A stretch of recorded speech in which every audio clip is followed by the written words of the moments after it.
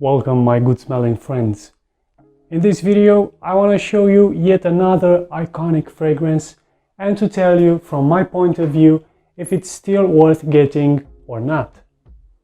The fragrance I'm talking about is one that probably most of you already know.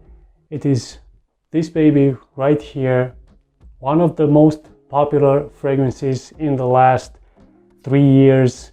It is Paul Gaultier Ultra Male, a fragrance released in 2016, and it is still, in my opinion, one of the best male fragrances out there. The bottle doesn't look too different from the original Le Male. Ultra Male, as you can see, has a navy blue color, while the original Le Male has a more blue towards green color. Specific design for a Le Male flanker.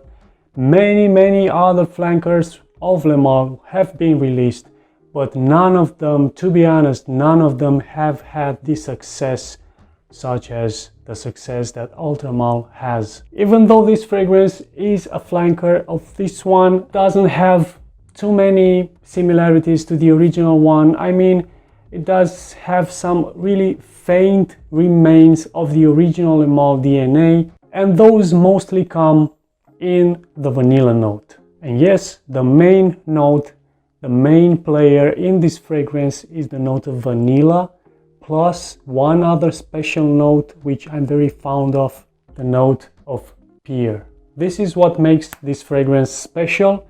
The pear note, it makes the fragrance fruity. It gives the fragrance another type of sweetness, even though it is one of those fragrances which you can put in the same genre as a modern sweet warm scent. What other notes and how else does this fragrance smells?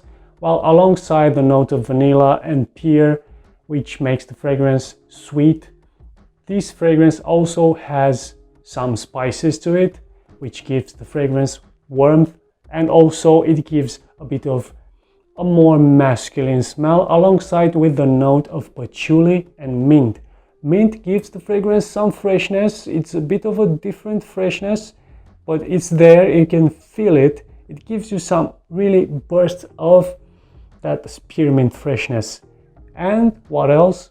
The patchouli. The patchouli gives the fragrance also a bit of a freshness, but also an earthy and woody smell. I like how the notes are blended in this one. None of them really stick out from the rest of the notes. The sweetness, yeah, it's there, but you can't really tell if it's the pear or if it's the vanilla. I mean, it's that well blended.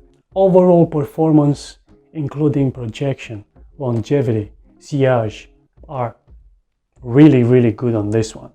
I mean, you're getting a solid longevity, but it doesn't only stay on skin, you know, it's there and you don't feel it.